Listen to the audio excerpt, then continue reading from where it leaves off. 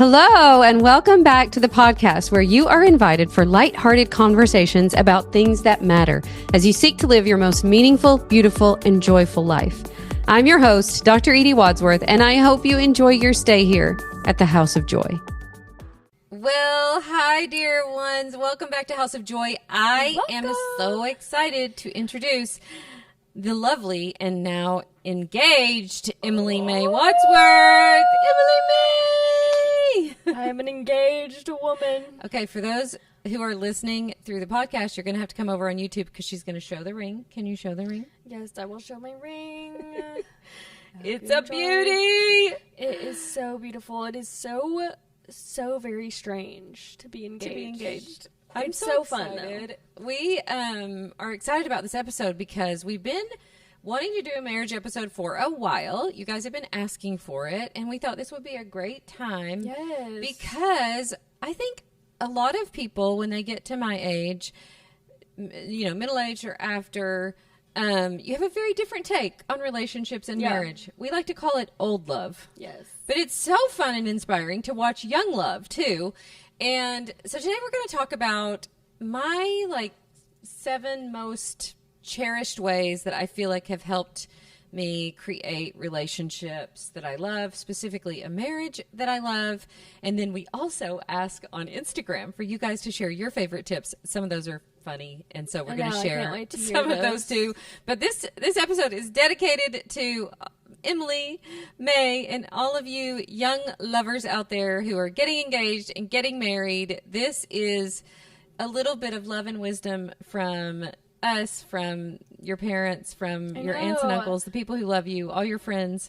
So I'm excited about this. I'm so excited for you and Haddon. So I think we're going to start by telling a little bit of the story of your engagement. Yeah. First of all, it's been so long since we sat down and filmed together. I feel like it has. I don't even know. You on this sofa. I know. It's been a couple weeks, and so it's so exciting to be filming and to be filming as an engaged person. I did not know. I kind of knew that I would be getting engaged in the next few months. Yeah.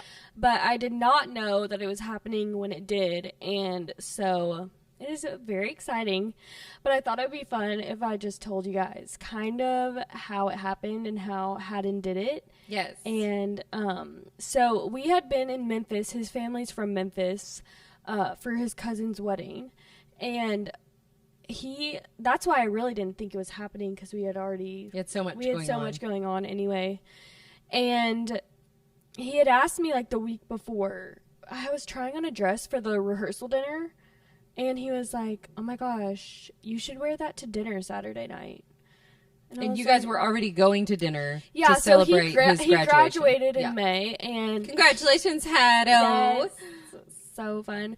He graduated in May, and then so we had planned, or he told me that his family had planned a graduation dinner for him, which I didn't think anything of because he didn't walk in graduation. So It wasn't weird that now they're going to celebrate. Yeah. Yeah. And anyway, so we had already had that scheduled for Saturday night, which was the day after the wedding. Yep. The wedding was Friday. And so when he asked, he was like, "You should wear that to dinner Saturday night." I did have a thought, why does he care what I wear on Saturday night? But then also, if you know Haddon, he's very, he's very aesthetic. You can imagine him let's take some pictures. And he loves to take pictures. He always, it wasn't that weird that he would say that. He has opinions. Yep. And he likes certain things that I wear more. So I wasn't, shocked by that at all. Yeah. But it did ding in my head. I was like, I wonder if and then it just left my mind because I didn't want to get my hopes up. And then anyway, so I had an inkling the week before. I don't know. I just was wondering, kind of hoping that it would happen. So I didn't want to get my hopes up very much. And then as the weekend came, when we were actually in Memphis, all of any speculation I had was out the window. Okay. Just everyone was acting some of his family members didn't even know that we were going to dinner on Saturday. Okay. And so I was like, if he was going to do it, they would know about dinner. Right. It just all was out of my head. So anyway, the wedding was Friday night. Okay. And he was a groomsman. So he was there like all day Friday, had all of his stuff there. And we, you know, he drank a little bit at the wedding like all the groomsmen did. I drank a little bit at the wedding. We were having a great time. We probably left there at like 10:30 or something like that. So it was like a late night. We got home late. The next day, we had nothing really planned before dinner, and I think I had suggested we like lay out by a pool. And so he had gone to work out the next day. I was with his family, just like not doing much in the morning. And he texted me from his workout. Oh my gosh, I don't know. I can't find my wallet. And I was like, it's classic. I was like, okay. Which, I mean, looking back, he actually does not lose his things. If anyone is losing might have something, lost something, it might have been you. Me in this relationship. But he has his moments. I wasn't like, oh, that's weird. I was like, oh, are you kidding me? Because we had planned to leave the next day. Yes. To and come you're to thinking, Morristown. Yeah, y'all were coming here. And he had a month of drill, so he needed his, like, ID for the military. His military ID. I was just kind of, like, annoyed, hoping that he would find it. And then I think I suggested, like, you probably left it at the wedding venue. Like, you were there all day. You were kind of drinking. Like, all your stuff was there. It's probably there. And so he is known for, like, getting very stressed out about situations like that. And I did take note that he was, like, not that as stressed out as he could be. Yeah, he was, like, not really acting as stressed as he usually does. But I just was like, he's growing. He's not as stressed. Look, like, you guys. this is how you have to. Personal growth. Personal growth. Like, he's not that stressed out, and that's good, because it's fine. We'll figure it out. I was, I think, more stressed than him. And finally, he texted the lady who owns the venue, who they're family friends with. And he was like, I'm just going to text her and see if it's at the venue. And later on, she texted him back, and she found the wallet. Right.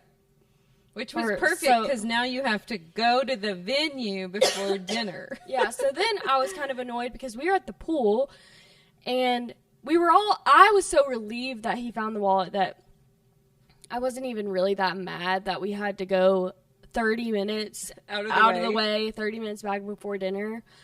But so we left the pool a little early. I had to do my hair and makeup. No, I like had to take a shower. I had to do all the things. And I was kind of honestly annoyed the whole time because, I mean, I was just like, oh my gosh, now we have to leave earlier. I didn't have time to do my makeup. I had to do my makeup in the car. Wow. He's probably like, girl, get that on before we get to the... Yeah, and he kept coming into the bathroom, like, seeing where I was, and I was getting annoyed by that, too. I was like, I'm trying. And looking back, he's probably just like, please hurry. Like, we have to make these pictures, whatever. So, anyway, we finally get into the car. I don't have my makeup on. I don't know if you guys... Doing my makeup in the car already stresses me out. Yeah, like, you're so precise with your makeup. Doing the makeup in the car would be nothing for me. I'd be like, sure, it's fine. Well, I think it was just, I felt in a rush anyway, and so the fact that I had to do my makeup in the car, I was just, like, frazzled. And I honestly was being kind of, like, annoyed, and Haddon was, like, being so sweet and trying to make me feel better. And then in the car, I had, like, this epiphany that what if, just like very briefly, I was like, what if, and then I was like, no, it's not that. He actually lost his wallet, and I'm not even gonna think that. Yeah. But it kind of made me change my attitude, because I was like, if on the off chance he's about to propose, I should be nicer. So the second half of the drive, I was like a lot nicer. And then we finally pull up to this venue, and he had been, like, he helped, like, build and, like, excavate. No, that's not the word. He, like, helped do stuff with that. With this land. Yeah. So and so showing it to he's, you like, and... pointing some of it out, and he said, before we got there, he was like, I do want to show you this one, place that I like helped build. Yeah. And at this point I was like kind of hoping it was an engagement, but I didn't want to be disappointed if it wasn't. So I just was like getting it out of my mind. And then I told myself, okay, if he wants me to get out of the car with him, I don't know. I just knew I did know when we pulled up that it was happening. So we get out of the car. He's acting so weird. And he's like just jabbering on about like, yeah, I helped build this and this. And we're like in front of these people's house. And I was like, okay. And finally, we didn't go into their house. Like, he didn't try to get the wallet. And that's when I was like, okay, this is definitely happening. And he walks me down to this little dock on this, like, beautiful pond. And he was just basically, like, so nervous, I think, that he didn't really... Like, he couldn't say much, and then I blacked out. Like, I don't even remember what he said. I know, we later asked both of you, like, what you said. You're like, I don't know. I don't know what he said. I don't know what I said. I think if I would have, like, it's because when I was walking up, I knew it was about to happen, and so then in your head, you're like, oh, crap. Like, you're like, I don't know. If I would have turned around and had no clue he was standing there, I probably would have reacted, like, different, but I knew he was doing it. And he asked me. He got down on one knee. Yeah, he got down on one knee and he asked me to marry him. And I don't even know if I said yes, but I do say yes. I must have said yes. But yeah, it was so cute. The crazy thing is, you go to the restaurant where you're supposed to be having his graduation party, and ta-da! I know! Your parents and Tom I and think Ellie that was jump actually out. a bigger surprise than actually getting engaged. Like, I had an idea about that, but no thought in my mind, like, none at all. I FaceTime Mom on the way back to dinner. Yeah, the crazy thing, you guys, is Emme calls and FaceTimes, quite a bit. And every day. I was Maybe like, twice. what are we going to do? She's FaceTimes us. We're in Memphis. She doesn't know we're in Memphis. And you did. And I answered, and you're like, I FaceTimed you. Why didn't you, like you're asking me. I made something up about how we were in Knoxville getting Tom a wakeboard. Anyways, also, as soon as he proposed, you FaceTimed again. We're driving to dinner. You should have seen us in the car. It was crazy because Ellie's like, wait, okay, hold on. I've got to hide. She doesn't know that I'm with you. So Ellie's hiding in the back seat. We're going to dinner. We're driving to dinner. You FaceTime, and I knew I had to answer because if I didn't, I knew you were saying that you had gotten engaged. And of course, as soon as I saw the ring, she literally bawled and started sobbing. So actually, that helped me. I think if you would have not reacted. Like, your reaction, I was like, she didn't know that was happening tonight. Like, she maybe knew, but she didn't know tonight. And on the way to dinner, literally, I at that point, I knew I had gotten engaged, so that the dinner was not you weren't even thinking about it. Yeah, the graduation at that point. But I just thought we were gonna sit down and celebrate that I got engaged. I had no clue that they had driven all the way to Memphis, and especially Ellie being there. I know. It was amazing. It was seriously like I could not have made a better moment. Yeah, it was the sweetest, and we had so much fun surprising you. And then you and Haddon drove back the next day, and we got to spend some time together, wake surfing and playing on the lake and just celebrating. And then Haddon had to leave for Texas for military training. So then Emme goes, well, I think I'm coming home for a few weeks. I'm living my best life right now. I am sad that Haddon's not like here, but I would have been in chat like by myself every day pretty much because, my roommates work, which go them, but I just sit around, and I think I would have been more sad that he was gone if I had not come here because I'm like literally tagging along for Mom's life. I just go to CrossFit with her. So fun. Speaking of CrossFit, Emme has had baptism by fire into the CrossFit life, but I used to do CrossFit, and I do it when I come here, but I feel like my body is breaking down. I don't know if you can tell, but I have this spasm in my back or something. I don't know. It feels like a crick in my neck, but it's not in my neck. It's in my back, and I can't fully turn. So if she looks like I look like I'm stiff and in pain, it's because I am. So anyways, we wanted to start with that story because it was so sweet. It just happened. And we've been talking quite a bit, actually, over the last couple of months about marriage. You guys have been in marriage counseling, which I'm so proud of you for doing. And you've had some really, hard talks over the last few months, and it's been good. It's allowed Dad and I to talk to you about stuff that, we think is important to think about, before you get married. And anyways, it's just opened up for a lot of good conversation. So I'm glad we're going to chat about it today.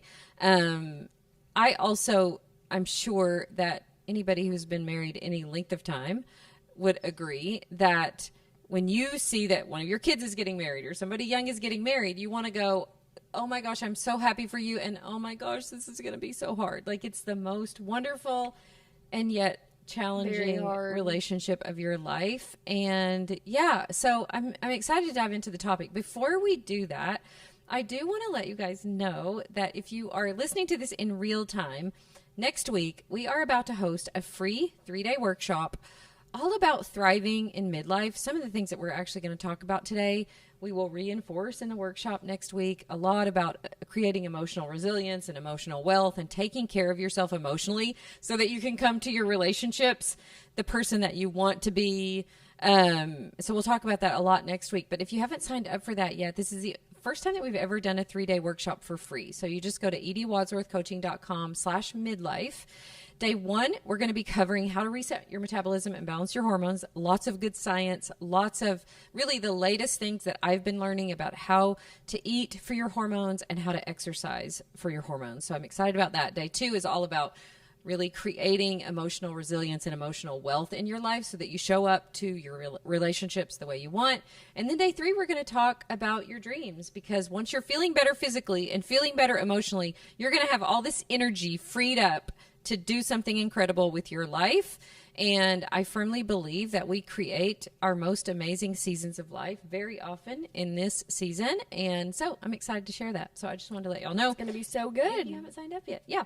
Okay. So here we go. We have 7 tips. We actually have 7 tips from me, 7 of my favorite things that I like to think about with relationships. And we're going to chat with Emme about that. We also are going to read some of our Instagram I'm so excited. Tips that this are is so great. Like, how lucky are me and Haddon that we can go back and listen to this, because I never actually remember exactly what we talk about on the podcast until I go back and listen to it myself. Until you go edit it and listen to it. Yeah. So, and then we're going to share a bonus tip from Stevie. And we tried to get him to come down and share it with us in person, but he might. We'll see. We'll cross our fingers to see if he'll join us. If not, I know his marriage tip. He gives the same one all the time. So whether you are, newly engaged, newly married, like us, about to celebrate 24 years together, this episode, I think, will be really helpful for you. Just some of the favorite things that I've learned. And Emme, it's interesting. We'll tell a little bit of the story of this weekend. She got to witness Stevie and I working through something in real time. It was really good. It's really helpful too. And it's interesting coming from, when 2 people come together, no matter how much you love each other, there are bound to be differences. There's going to be conflicts and ways that you work through things differently. Yeah. And this weekend, and just like in my own life, it is so helpful to watch someone I've been so lucky to watch you and Dad my whole life. Like, I've had a really good, strong example my whole life. But even then, it's like nothing is perfect. Yeah. And you still have things to work through. And it's still, but like, to watch y'all do that, even the difference when I did live here, like, it's worked itself out even then. So yeah, it was really cool to watch. So the first thing I want to share, and these are, listen, you guys, everybody's would give you, obviously, that we learned from Instagram, a different set of tips or advice. So I'm just sharing some that come to top of mind for me. The first one is this: to stay soft and tender and avoid being snarky with each other. And I think this is really important because Stevie has a really quick wit. Yeah. And when we first got together, it could come across kind of harsh sometimes, right? And I think that one of the things that can be super hurtful is when you have somebody that in the name of, well, I was just kidding, Yeah, I was just or whatever. joking. Yeah, that you just get this edge to how you are with each other, like this, you know, a little bit of an edge. You almost get like used to treating each other Yeah. like this easy. Yeah. And I knew early on, like, I am not used to relating like that. I am very tender to the people in my life. I function way better when people are tender and soft and not, you know, snarky and harsh with me. And it's just one of those things that it took us a while to get there. But I think, and obviously we have both learned from each other, but I think this is one of the things that he more learned from me. Like, we can be soft and kind and tender toward each other. And you still can have lots of fun, and you can still have a great sense of humor, and you joke. Still, It's just, but you know the difference. You know the difference of how it feels in your body when you're being snarky to be mean.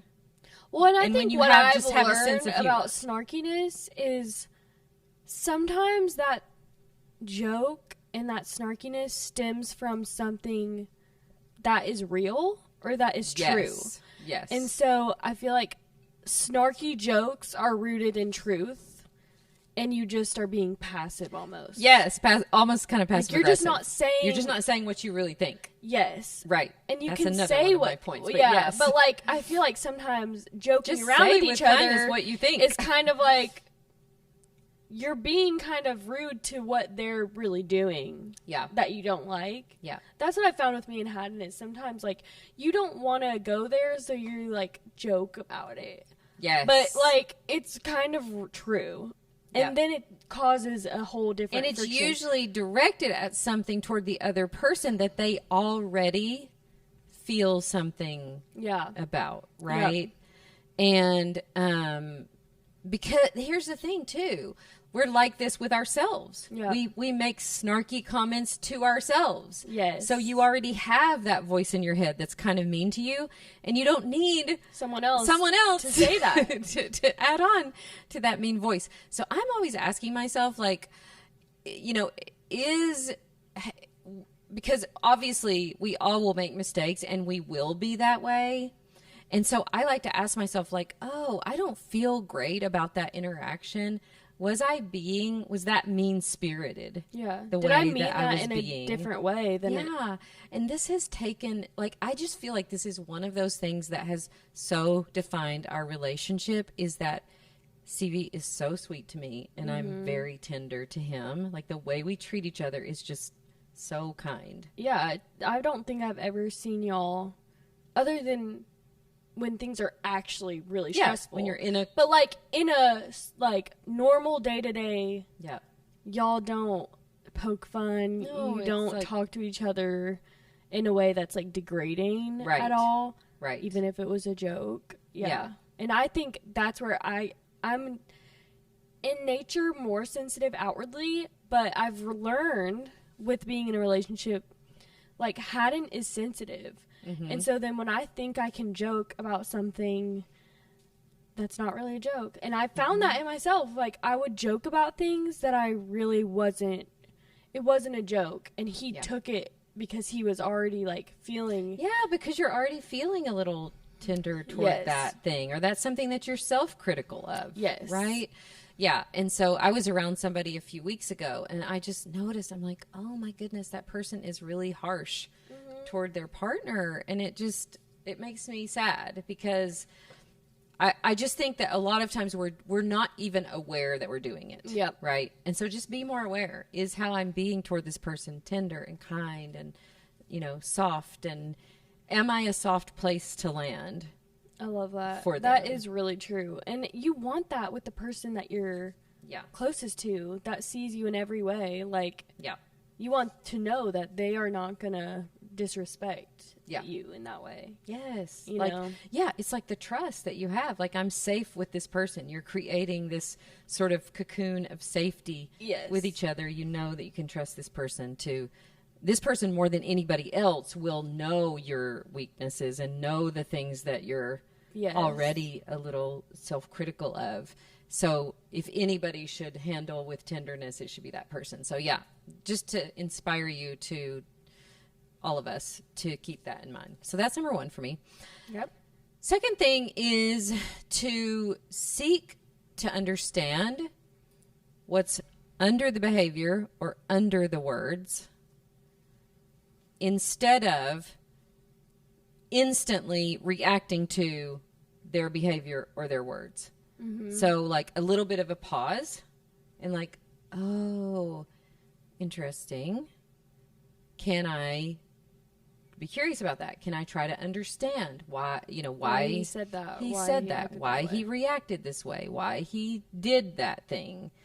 And a lot of times, because I believe that we have 2 main emotions, fear and love. And if we're not operating in love, we're operating in some kind of fear. Yep. So if there's a behavior that your spouse or something they say or something they do that bothers you, it's probably rooted in some kind of fear. And I'm always asking myself, what's the fear underneath the behavior, underneath the words?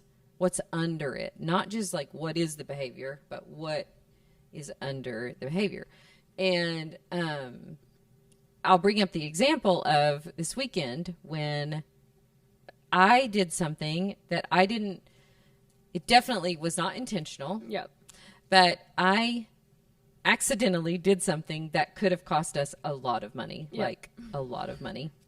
And when I realized it, I went straight to Stevie and I was like, oh my gosh, I just realized this thing. I am so sorry. Like, so we, talked about it, worked through it. It was really awful at first because it's a lot of money. And I tend to be a person, because I came from a really crazy background, that I'll be upset for a little bit. I'll process through it. But my mind is so well trained to go to, of course, it's all going to be okay. It's all going to be okay. Everything's going to be okay. That's how I am too. Right. I probably go there too fast. fast. Yeah. I'm sometimes like too positive about things. Yeah. That actually are hard. Like, and I probably am too. But I was careful in this situation. I was like, no, I want to process this. Like, this is bad.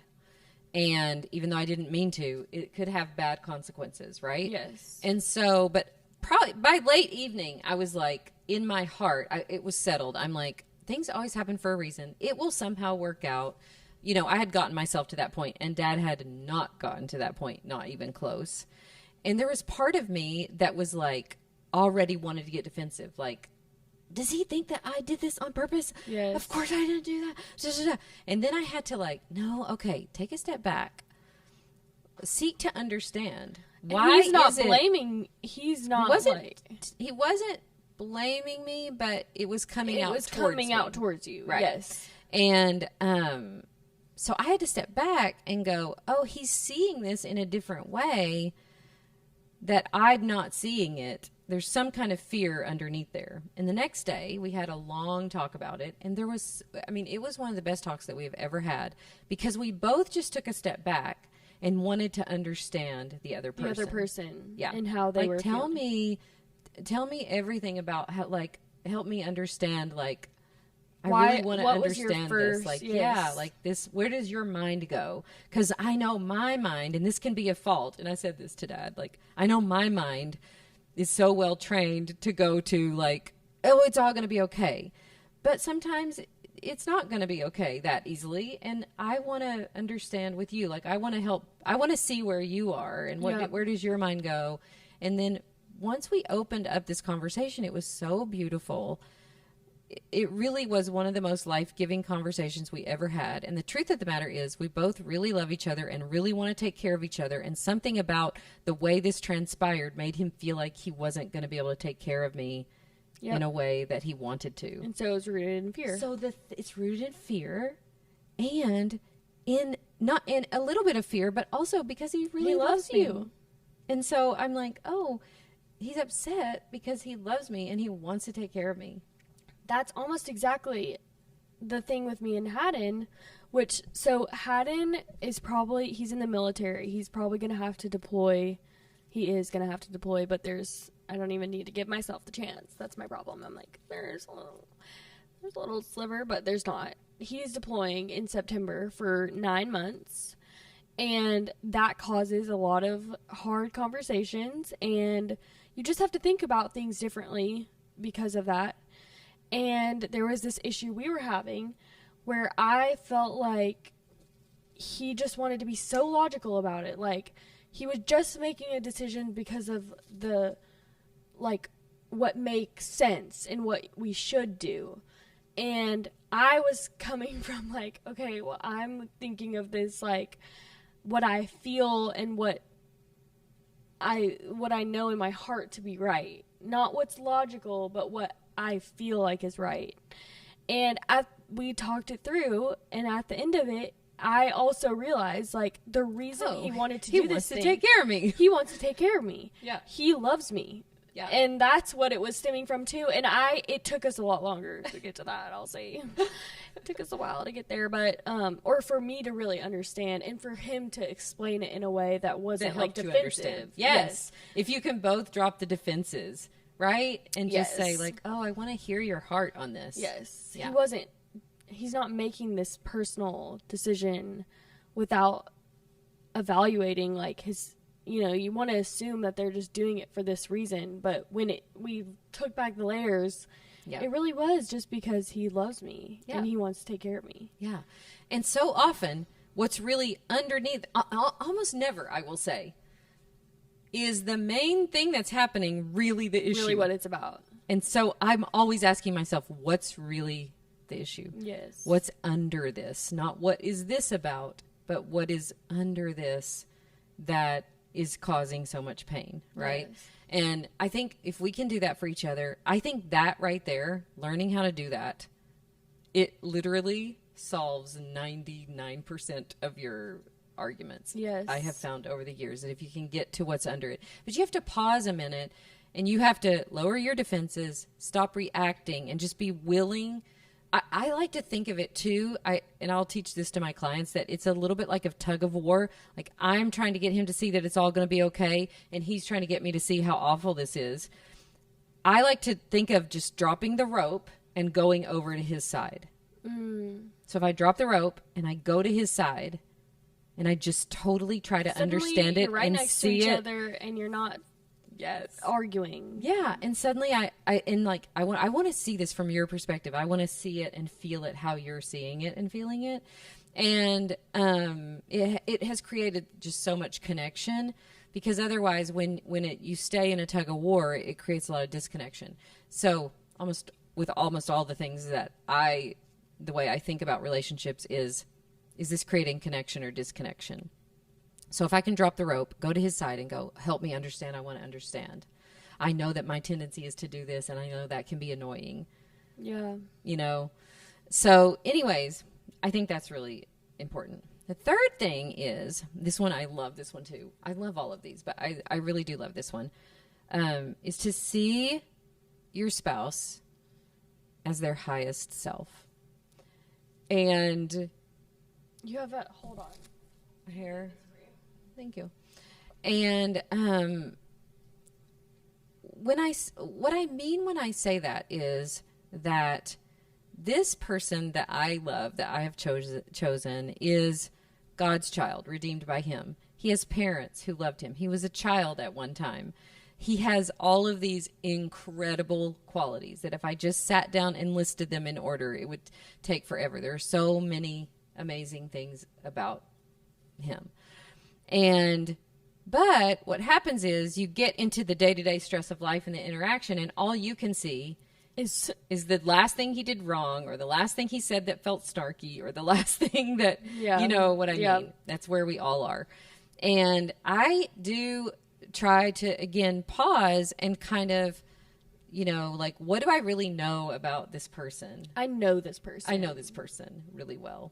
And this is the same person who crawled through a burning house, to take care of us. This is a person who literally has sacrificed his everything to take care of his family in the last 20 years or more.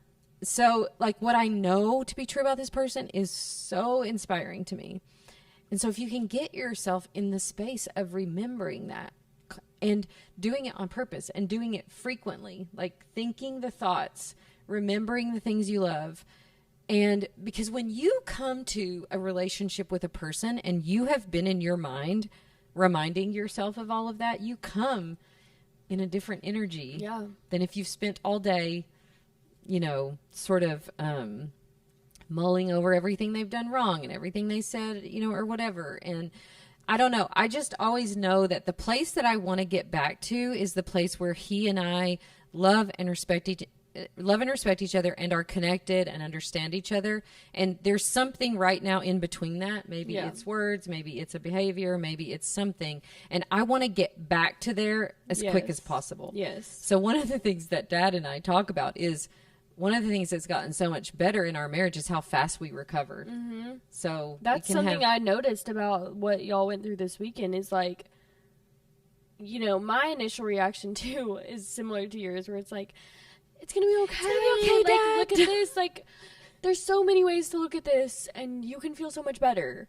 Like, but that's actually makes the problem worse a lot of times. It makes it harder. Yeah, because to get then it to, almost invalidates the real feelings. pain that he's in, and, right? But y'all, the next day, like, you had taken time. You had, like, literally the next day, this thing that could have blown up and really caused, like, a lot of stress. Yeah. Y'all both came to your own... Yes. You know, like very fast. Peace about it pretty fast. Yeah. And so that recovery time. So ask yourself, how can I shorten the recovery time? And how I shorten the recovery time is to see him as his highest self, as the person I know that he is.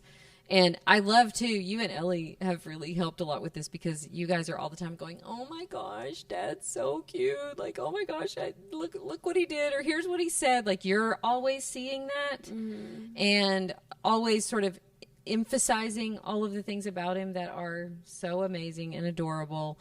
And I think it's just a great quality to have in general with everybody that you're in a relationship with, but especially the person that is definitely going to be like being in a crucible, you know, because you can't hide the flaws that you have, which you know better than anybody else. I have often told myself that, like, the things that I might be critical of him, he is way more critical of. Yes. And he's already beating himself up about those things.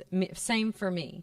So how can I step in and reflect back to him what I know to be true about him? I wrote one time, I should have thought about this earlier and pulled it up. Maybe we'll link to it in the show notes. But I wrote a blog post about him one time, and it was basically, it was like a little poem about how I see him when I see him at his best. Mm-hmm. And I remember him saying, like, I'm not like that. And I said, you are. You are. Me. And as you hold up that reflection to somebody else, they live into that. It's inspiring to them. They're like, man, that person sees me like that, and I want to live into that. So the more we can do that for each other, the more it's like we call out the best version of ourselves for each other. And that to me has been really, really just powerful for both of us, you know, in our relationship.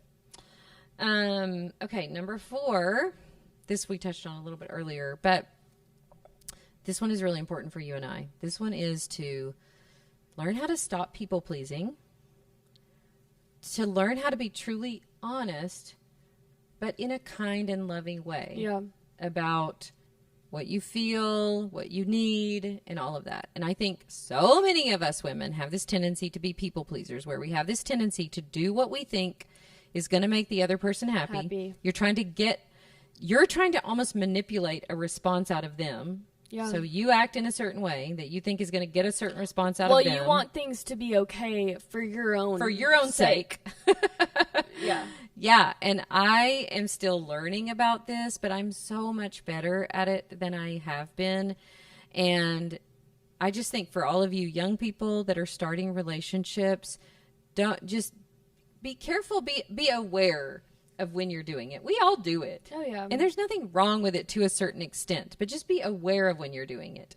Be aware of when there's something that, you know, like I notice, you know, in my own life, as the years have gone by, I get a little more picky about how I want to spend my time. Yeah.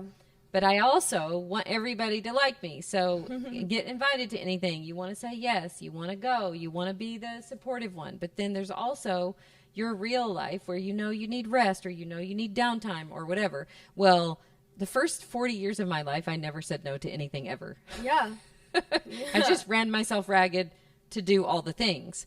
And, you'll end up resentful doing that. Yeah, you're tired and you feel like you have no time for yourself.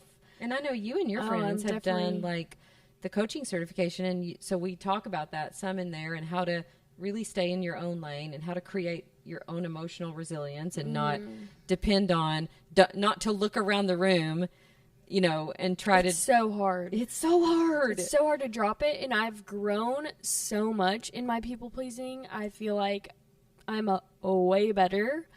But now it's showing itself in these little ways that I would have never recognized before. Like, you would never think that's people pleasing, but it is at its core. Yeah. And so the more I've gotten better at it, the more I've seen in myself that I have these little moments where I treat someone a certain way or even hadn't subconsciously. Yeah. I will try to just gloss over something and it will always come back up. It will literally always come back up and usually worse than if I would have just said something or been honest the first time. Right. And it's little things, but those little things build and build and build and build. Yeah.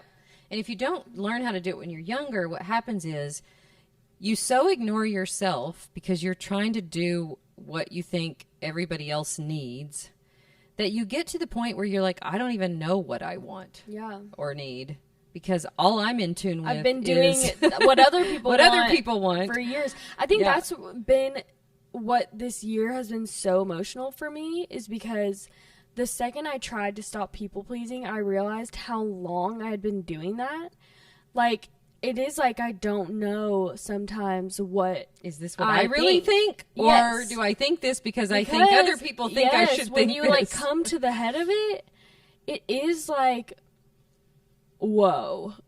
There have been most years of my life where I was making my own decisions, where it was kind of based off what I thought someone else wanted me to do. Yeah. Yeah, so I think I had that revelation the other day because, as y'all know, I had a breakdown last episode. I think it was the last episode, a couple episodes ago. Weeks ago, yeah. But I think that is part of it, is I really have been so much better about people-pleasing, but because it's so part of who I am, well, part of the decisions I've made, it's not who I am, but it has been part of most of my decisions and personality.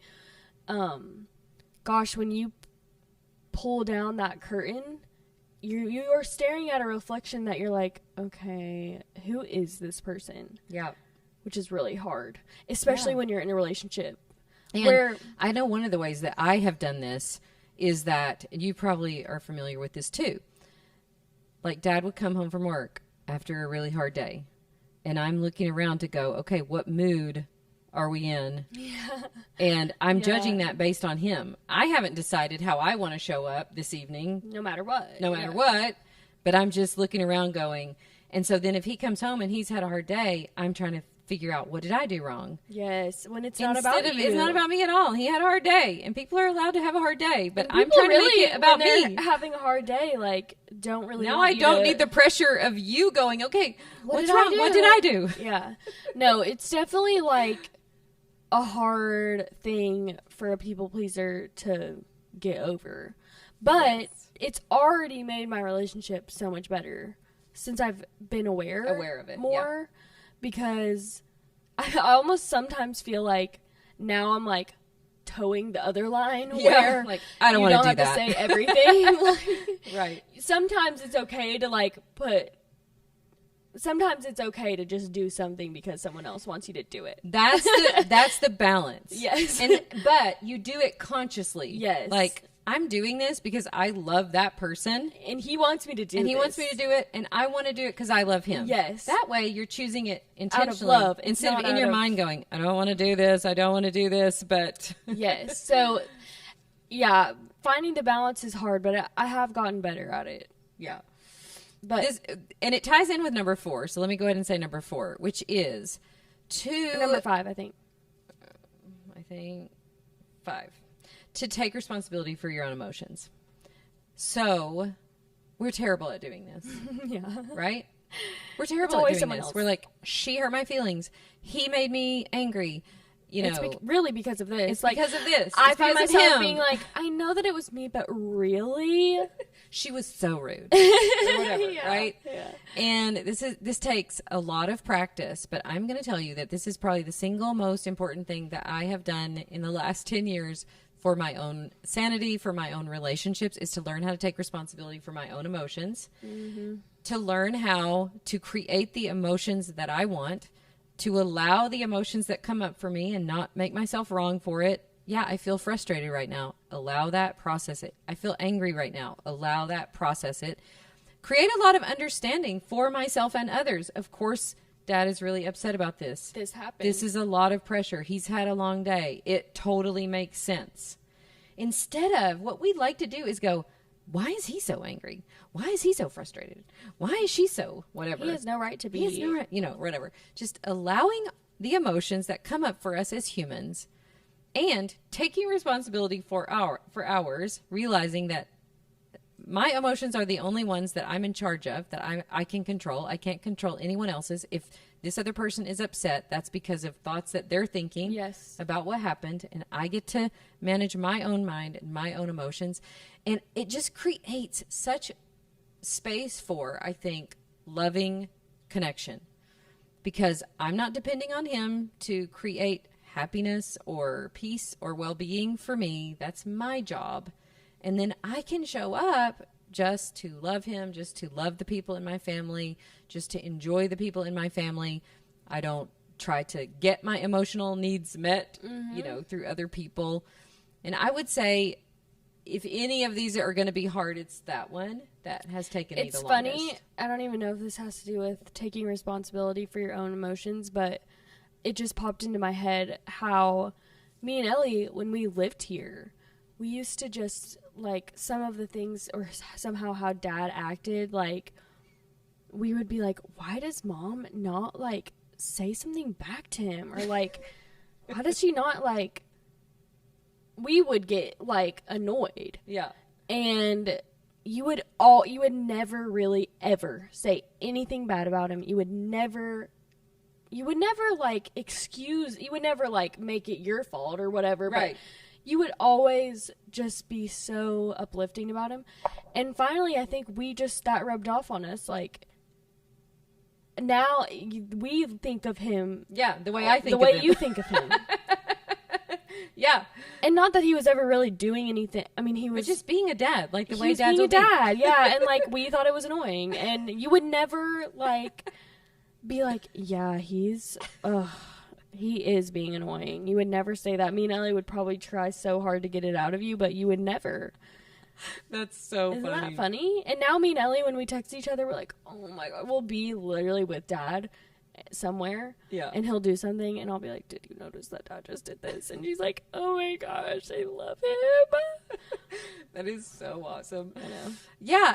And I think that, again, the emotions that you're creating for yourself are the emotions that you live with. So if that other person had a bad day and is going to feel miserable and frustrated all night, that's their right. Yeah. But you don't have to now feel frustrated about that and then blame them. Well, the reason now I'm in a bad mood is because that person was in a bad mood all day, and, you know, or whatever. Yeah. And so it's just interesting how we love to blame other people for our emotional lives, for feeling the way we feel, and learning to take responsibility for it yourself is so empowering. I love also, just as a caveat to this one, when I do want to have a talk, like if I wanted to have a talk about, like, hey, this hurt my feelings, here's how I will do it. I won't come accusing and going, you made me feel this way, you said this. I always start with, you know, I can be really sensitive, And when you said that, what I make that mean for myself is that, and I'll just be really honest about like, this is how I interpreted that, and I know that's on me, but I just want you to know that you know, it's really tough for me. It's something that I'm working through. But when you act like this or say this, it's really hard for me to. Yes. And so you acknowledge that the conversation was hard, or I got my feelings hurt or whatever, but you also take, it's not like you're saying, hey, I blame you for it. It's like, this is an issue that I really do want to get better at. I understand that I'm the one who creates my emotional life, but it's really hard. And so is this something that you can help me with? Yes. You know, when you speak like this, it reminds me, like, I remember even, you know, when Dad and I were first together, this is why I think that I love softness, not snarkiness, is because I was raised in like rough situations. And when people would talk mean and hateful to each other, it like triggered some kind of trauma response in me, like a fight or flight. Yes. And I had to explain that to Dad. I'm like, look, when people talked like this, or they were harsh with each other, in my world, it meant bad things. And I know that you're probably not going to throw something through the window, or you're not going to whatever, but my body doesn't know that yet. And I would just say, like, you know, I want to interact in this way that's like mutually loving and mutually kind, and that will help me as I'm healing from the trauma that I've been through. And I just so appreciate, you know, your help with that. Like, I need your help. Yeah. Instead of, you're wrong, you need to change. Do you see what I'm saying? Make me feel better. Like, you need to make me feel better. Yep. It's like it's like more like a partnership. Can you help me with this? What I've noticed because I've done this before 100%, is made right and wrong for something that was my own feelings. But then when he tries his best to like fix the thing that he felt that I made him feel like he did wrong and it was all his fault, well, then in my head I'm like, well, he's only doing that because I told him. Because I told him to. Yeah, and then it's like, okay, well, but you did ask him. Yeah. I know. Doing that goes to show that our brains will literally look for any way that you did not wrong. do anything wrong. Yeah. Yeah, and so I've started, it's so funny too, once you're in like a deep relationship, like, this person does know you. And Haddon would like sometimes just point out a certain thing that I did, and I'd be like, I did not do that. And I certainly did. I certainly did. Certainly. And it's just funny, like, but it's nice to be in a relationship where someone can be like, you do that. Like, lovingly. Not in like an accusatory way, but it's like, you do sometimes do that. Yeah. And it's nice to be known in that way. Like, oh, he sees me. To be honest, but with kindness. Yes. Yeah. So good. Sorry, I keep getting you off of what you're actually talking about. No, I love it. So good. Okay, number 6, practice unconditional love. I say practice because unconditional love is so hard. Mm-hmm. We all think we love people unconditionally, but we put a million conditions between ourselves and love all the time. A million. If he acts this way, if he says this thing, if he shows up this way, if he takes out the trash, if he, like, we have a million conditions. Yes. And learning to practice unconditional love, meaning that I will receive and give love. That is who I am and how I want to show up in the world, regardless of what everybody else does, regardless of the mean person at work, regardless of the spouse that had the hard day, regardless of the child that, like, this is how I want to be, how I want to show up. Can I create a loving environment in myself, in my home, in my relationships, no matter what? Yes. And obviously, nobody's going to do this perfect until we get to heaven. But I love practicing it. I love asking myself, okay, now what conditions am I putting on love? Now what am I saying? I can't experience love in this situation because of what? Really? And just questioning it and asking yourself all the time, like, what are the conditions that you're putting on being able to experience love in your own heart, in your own mind, in your own life? And we just put a million conditions on it. And I know for myself that really working on it the last few years is so fun, because if you look at the science behind creating love in your body, like the chemicals of love. I say this all the time, but your body is a really powerful pharmacy. And when you ask it with your thoughts to make an emotion, it can instantly make it, like a bartender, better than a bartender, really like a pharmacy. It can like make that chemical cocktail for you. So if you ask it to make resentment, it knows how right now. You ask it to make anger right now. Frustration right now. How many times a day are we asking it to make love? To create love in our own bodies. When we do that, the science behind it is amazing. Your body heals itself. Your cells resonate at a certain level. They're able to do their functions better. Like your body literally is created to function in the chemicals of love. Yeah. We're created by a God of love, to love, for love, from love, and we spend so little of our time there. So it's one of the things that I'm really passionate about practicing, because you have to intentionally practice it, because your brain is your primal brain is really wired for fear. It's trying to find out what's wrong, what's going to kill me, protect yourself. So you have to consciously, with your higher brain, with God's love inside of you, really learn how to receive and give love. And it really is a daily practice. So that's something that I love practicing. Okay. I love that. Last one is to prioritize fun and laughter and adventure and playfulness.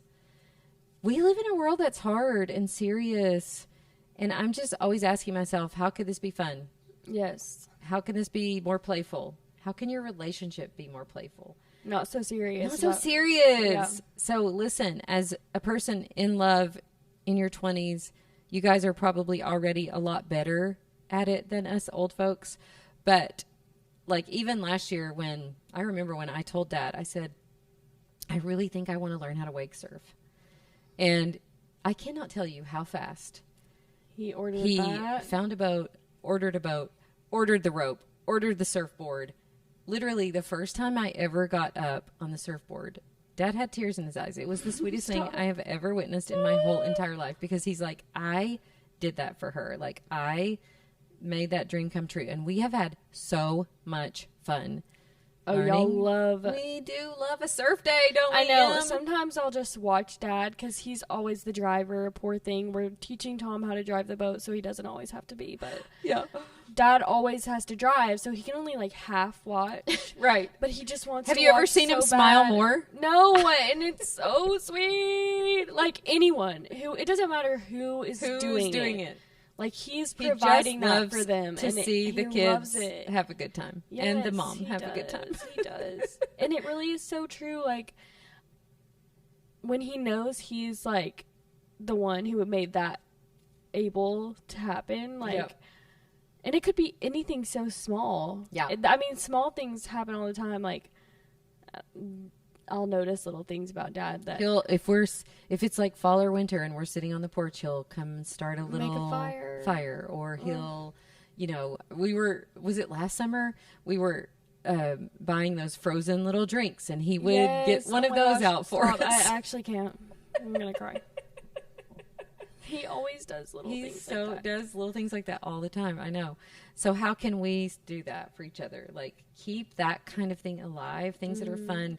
Like laugh together. I love, we'll show each other something funny. Like there is nothing like Dad when he gets onto something funny that makes him laugh. Yeah. So prioritize that, because life is hard and serious, and we need to laugh more and have more fun. Okay. I guess Dad's not going to make it down. Dad, are you up there? But I wanted to give a bonus tip, because if you ask Stevie this question, his answer is always the same. If you ask him how to have a strong relationship, he will always say one thing: take communion together. And by that he means like go to church together, confess your sins together. We have a public confession at our church. We love that public confession, and then taking communion together. I mean, I do think it has been like the backbone, I think it has been the thing in our relationship that has been steady throughout it. I never understood that until me and Han. Basically, I feel like what solidified our relationship is finding a church that we both like loved so much. Yeah. And when it dawned on me, like, confessing our sins together. There was a day, I just will never forget it. Like, we were kind of arguing on the way to church. About of course. Literally, of course. It's about something so stupid. And we never, like, resolved it before we went in. So we went in and we were both, like, so angry. Yeah. And then you confess your sins beside each other. Yep. Aloud with everyone in that room, and we every day we walk out and we're like, what were we so mad about? Yeah, it's like we're both the same human, like we have the same human tendencies. Yep. Every day we sin against someone, each other, usually each God. I said a God, yeah. And yeah, it's just like humility that you won't get anywhere else. Yes. And I love it. Yeah, it's so good. Okay, so I also wanted to read a few of these that our community shared. Some of these were super funny. People are so funny. So here is the advice, the collective advice of some of our favorite people in our community. Somebody wrote, air conditioning saves marriages. I'm like, that's hilarious. She goes, I'm 25 years in, and I know this is true. No, that is true. Remember when the air went out in our house? Oh, 100%. Like, nothing can be good without air. Especially in the South. And then one of our amazing community members, Nicole, said, get in life mentoring school. To which I say, you should. Honestly, y'all. Like, I don't know how people survive relationships without the tools. Literally. I don't either. Jody says, be the first to say, I'm sorry after an argument. I love that. Invest your energy into people who share core values. Okay, love that. Treat others as you want to be treated. Love that one. Ooh, this is a good one. Am I trying to build a life with this person, or am I trying to be right? Oh, that's love good. that. Always kiss goodnight and goodbye. I will say, you and Dad Dad and I are kissers, and I love yours. A little smooch all the time. After work, before bed. Like, another sweet thing about you and Dad that you don't even notice anymore, but he always calls you sweeter. He does call me sweeter. I hadn't pointed that out, and I was like, yeah. But then I just was thinking about how sweet that is. Like, or sweetsy. I don't know why. Yeah, sweetsy. I have no idea why, but he's called me that literally for 25 years. Yeah, I mean, I've never not. He's always in his phone as sweeter. So cute. So cute. Serve the other person more than yourself. Love that. Don't keep score. Sure. Oh, yeah, that one's for sure. 100%. I love this one. When they come into the room, look up. Practice and perfect a loving gaze. Love that. Receive in the ways that people can give and let go of the ways they can't. So like how Dad shows love is how he, that is one thing how he shows love. So me and Haddon, we started marriage counseling early. We knew we were going to get engaged soon, but he's leaving, so we won't have that full year to do marriage counseling. So we started early. Yeah. And they talk a lot about love languages in there. Yes. Which is kind of, it's like, yes, that's what she's saying. Receive how they give love. Yeah. And yeah, it's really interesting, like, just knowing someone else's perspective, and that's, like, the same thing as you're saying, like, understanding where they're coming from. Yes. Because sometimes something you don't receive as love is them giving you love. Right. So I think that's true. So interesting. This one is good. Respond the way you want to be responded to. Don't react. Oh, wait, interesting. Respond the way you want to be responded to. Do not react the way you would take offense. Oh, so if something would hurt your feelings, don't do that to the other person. Yeah, got it. Okay. Don't complain to your parents about your spouse. You will get over it. They will not. I feel like that's more true about, to me, that's more true about friends. And friends, yeah. Yeah. Like, I feel like I could come to you, which I guess that depends on your parent-child relationship. Parent, yeah. But I will say, Granny, my mom, she would always take Stevie's side. Yeah. She would never jump on a bandwagon with me. Yeah, like I feel like tried. if I came to you with something about Haddon, you would never look at him in a different way. And I think sometimes your friends would say they wouldn't, but it's hard as a friend not to want to like defend your friend. Yeah. So I think I have to be a lot more careful about what you share with your friends and how you speak about the person you love with your friends, because they won't forget. Yes. That is very true. Yes. Try to keep impressing each other. Keep dating and do cute little things to express love. Make your spouse the priority, especially once kids come. I love that. Do you feel like we did that? Do you feel like we kept our marriage center? I think for a long time, I think as I got older, I saw things that I never recognized when I was younger. Like, I think when I was younger, I would have thought that y'all weren't very, like, super, like, affectionate towards each other. But I feel like it's because your affection is not, like, loud. It's soft. It's softer, yeah. And as a kid, I don't think you really recognized that. Yeah. But I would say, no, I think I knew y'all. I took it for granted. I don't think I knew any differently than to know that y'all were in love. Okay. Interesting. Does that make sense? Yeah. I like this one a lot. Allow God to complete you. Your partner was not designed for that. A to the men. I saw this thing on that. This girl got her engagement ring with, like, it was like a center stone and there was 2 stones. Yeah. And, like, it was basically the meaning of it was to get closer to each other, you get closer to the middle, to God. Yes. So the closer you are to God, the closer you are to each other. For sure. Oh, I love that.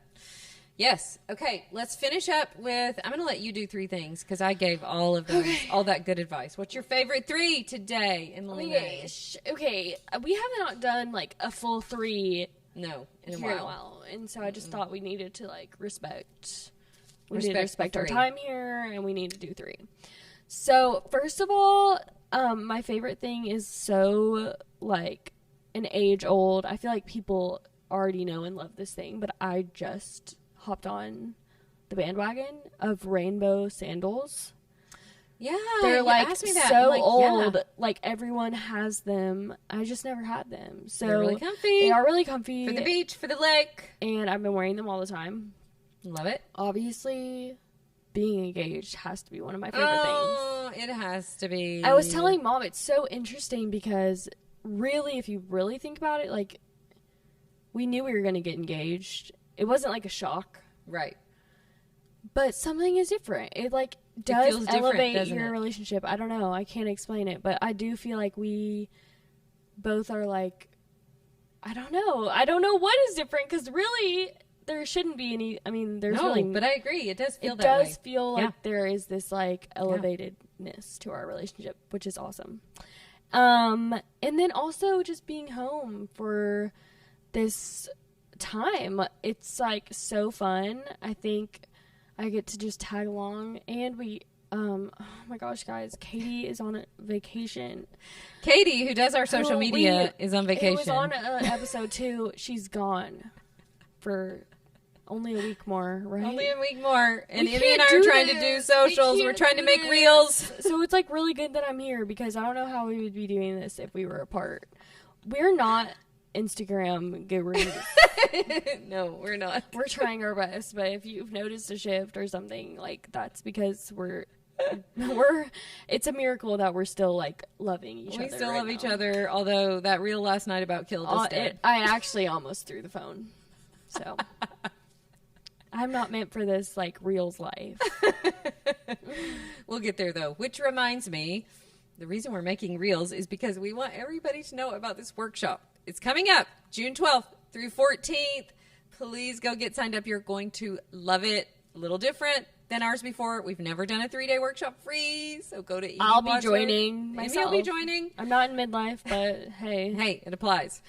EdieWadsworthCoaching.com/midlife. Get yourself registered. We can't wait to see you there. There will be replays available. We also have a Facebook group that has been so fun. We're doing live videos in there this week. Lots of fun giveaways in there, you guys. So join us. It's all for free. Get in the Facebook group. If you've never been to a 3-day teaching of mine, you will love this workshop. Okay? We love you so much. Oh my gosh, we We'll love you see guys. next We'll see time. you next time. Thank you. Bye. Bye.